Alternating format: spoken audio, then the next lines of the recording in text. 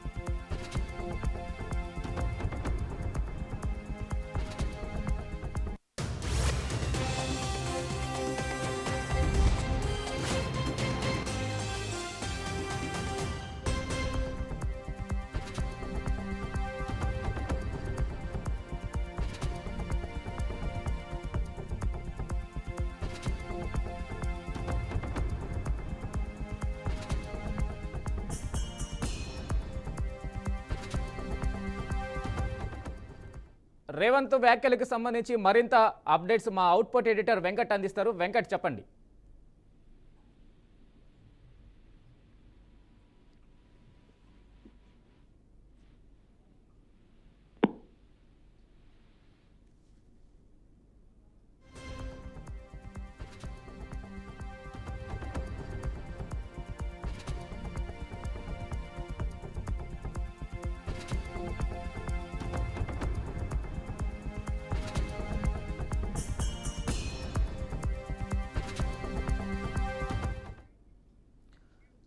ఢిల్లీలో రేవంత్ రెడ్డి రాహుల్ గాంధీని కలిసిన తర్వాత మీడియాతో చిట్ చాట్ నిర్వహించారు. ఆ చిట్ చాట్కి సంబంధించి పూర్తి అప్డేట్స్, దానికి సంబంధించి మా అవుట్పుట్ ఎడిటర్ వెంకట్ పూర్తి సమాచారం అందిస్తారు. వెంకట్, చెప్పండి. వెంకటేష్, ఢిల్లీ పర్యటనలో ఉన్నటువంటి తెలంగాణ సీఎం రేవంత్ రెడ్డి కొద్దిసేపు క్రితం, అంటే కీలక వ్యక్తులు ఎవరైతే ఉంటారో సోనియా గాంధీ, రాహుల్ గాంధీ కలిసిన తర్వాత ఆయన మీటింగ్ ముగించుకుని బయటకు వచ్చిన తర్వాత కొన్ని కీలక వ్యాఖ్యలు చేయడం జరిగింది. జనరల్ గా మీడియా ఇంటరాక్షన్ లో చిట్ చాట్ లో భాగంగా కొన్ని అంశాలను అయితే ఆయన ప్రస్తావించడం జరిగింది. కులగన్న అంశం గురించి ప్రధానంగా వివరించినట్టుగా అదొక పెద్ద అచీవ్మెంట్ లాగా మేము తీసుకుంటున్నామని రాహుల్ గాంధీకి వివరించినట్టుగా అర్థమవుతుంది. కులగన్నకు సంబంధించి కొంతమంది విపక్షాలు చాలా వాంటెడ్ గానే దుష్ప్రచారం చేస్తున్నాయి తప్పించి అది మేము పక్కాగా చాలా శాస్త్రీయంగా కులగన్న నిర్వహించాం, అందులో ఎటువంటి తప్పులు తడకలు లేవు. ఎగ్జాక్ట్ గా గ్రౌండ్ లెవెల్లో తీసుకెళ్లి అధికారులను తీసుకెళ్లి చేయించిన సర్వే అది. అందులో కూడా దాన్ని కూడా తప్పుపడుతూ విపక్షాలు అనవసర అర్థాంతం చేస్తున్నాయి, కొంచెం దుష్ప్రచారం చేసే ప్రయత్నం చేస్తున్నాయి. ఈ విషయంలో తనని ఏమనుకున్నా సరే ఆగేది లేదని, కొనగలన విషయాన్ని మాత్రం కులగన్న పూర్తి చేస్తాము, ఇప్పటికే ఆల్మోస్ట్ పూర్తి దానికి సంబంధించి అప్రిషియేషన్ సభ కూడా మేము పెట్టేస్తాము అని కూడా ఆయన చెప్తూ ఉన్నారు.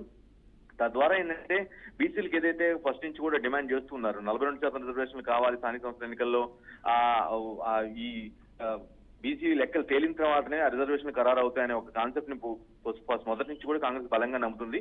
అందుకే ఈ కులగన్న చేపట్టామని, తద్వారా బీసీలకి ఏదైతే జనాభా పరంగా అధిక సంఖ్యలో ఉన్నటువంటి బ్యాక్వర్డ్ క్లాస్ మొత్తానికి కూడా వాళ్ళకి రావాల్సినటువంటి షేర్ ఏదైతే రిజర్వేషన్ ప్రకారంగా వాళ్ళకి రావాల్సిన షేర్లు ఏవైతే ఉంటాయో అవన్నీ కూడా ఖచ్చితంగా అందేలా చేయటమే, తద్వారా మెజారిటీ వర్గాలకి న్యాయం చేశామనే సంతృప్తి తమకు ఉంటుందనే విషయాన్ని అయితే ఆయన చెప్తున్నారు. అంతేకాదు మోదీని తాను ఎక్కడా కూడా కొంత తీవ్రంగా విమర్శించిన ధోరణి లేదని, కేవలం ఉన్నది మాత్రం చెప్పానని, అందులో మోదీ బీసీ కాదు అనేది నేను ఏదైతే ఇన్ఫర్మేషన్ నేను తీసుకున్నానో దానివల్ల నిజానికి ఆయన పుట్టుకతో బీసీ కాదు కాబట్టి ఆ విషయం అనాల్సి వచ్చింది తప్పించి అందులో నేనేదో కొత్తగా క్రియేట్ చేసి చెప్పింది ఏమి కాదు. ఖచ్చితంగా స్టాటిస్టిక్స్ ఆయన పుట్టుకు తెలుసుకుని నేను మాట్లాడాను అని ఆయన చెప్పుకోవాల్సిన పరిస్థితి. దీనిపై కూడా బీజేపీ నేతలు కొంత విమర్శలు పెద్ద ఎత్తున చేస్తున్నారని, అవన్నీ కూడా తాను పట్టించుకోనని రేవంత్ రెడ్డి స్పష్టం చేయడం జరిగింది. కులగణ కావచ్చు, ఎస్సీ వర్గీకరణ కావచ్చు, మిగతా అంశాలు కావచ్చు, కేబినెట్ విస్తరణ కావచ్చు, ఇవన్నీ కూడా ఈ అంశాలు అన్నింటిని కూడా కొంత మేము తమ పార్టీ అధినేతలకు వివరించుకున్నామని చెప్పి ఆయన చెప్తున్నారు.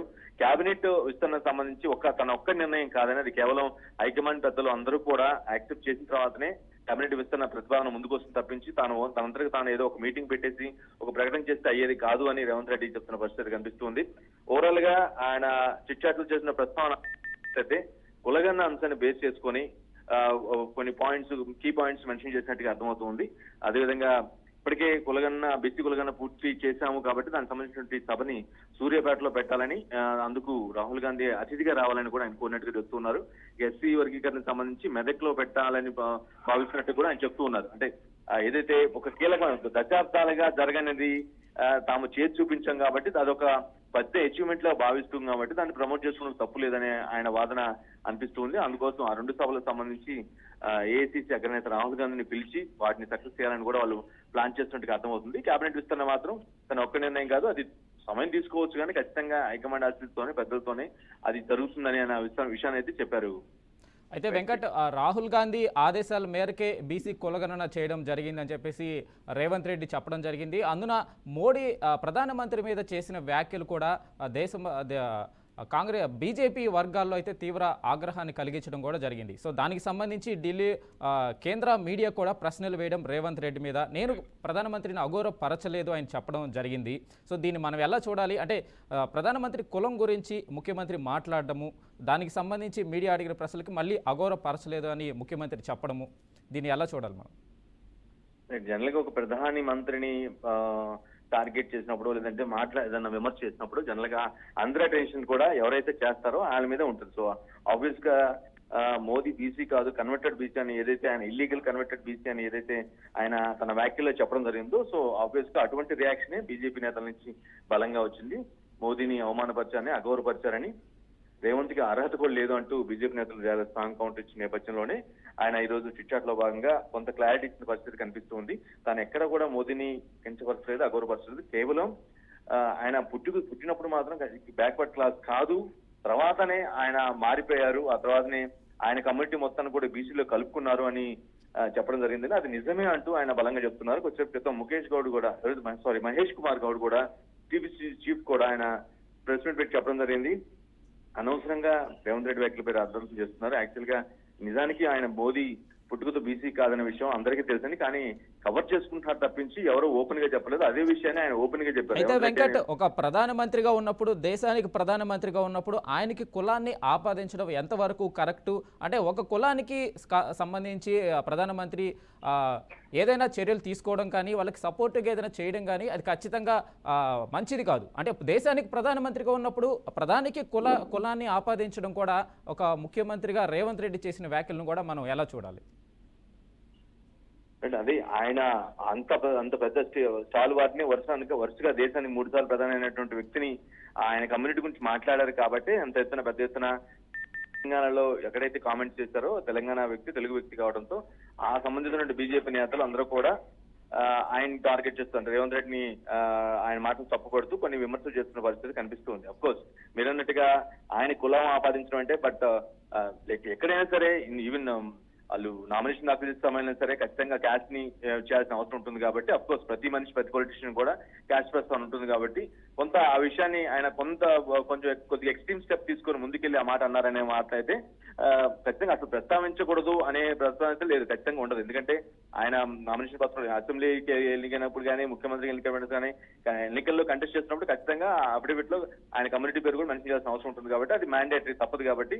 సో కాబట్టి ప్రధాని లాంటి వ్యక్తికి 3 సార్లు గెలిచిన వ్యక్తికి ఆపాదించారని ఏదైతే ఒక బలమైనటువంటి ఇది ఉందో వాళ్ళకి బీజేపీ నేతల నుంచి, దాన్ని కొంత రేవంత్ రెడ్డి టార్గెట్ గా చేస్తున్నట్టుగా అర్థమవుతుంది. అంటే రేవంత్ రెడ్డిని విమర్శిస్తూ చేస్తున్నారు. అంత మీ స్థాయి అది కాదు, ఆయన అనే స్థాయి కాదు, మీరు ఎలా అంటారు అటువంటి వ్యక్తినని అన్నట్లుగా కొంత బీజేపీ నేతలు కొద్దిగా పుష్ చేస్తున్న పరిస్థితి కనిపిస్తుంది. అఫ్ కోర్స్ ఇది దీన్ని మీరు ఏదైనా అనుకోండి, నేను నిజమే చెప్పాను, నందులు కలిపి చెప్పింది ఏమీ లేదు, మొత్తం విత్ స్టాటిస్టిక్స్ ఫుల్ రిపోర్ట్స్ తోనే తాను చెప్పానని రేవంత్ రెడ్డి చెప్తున్న పరిస్థితి కనిపిస్తుంది.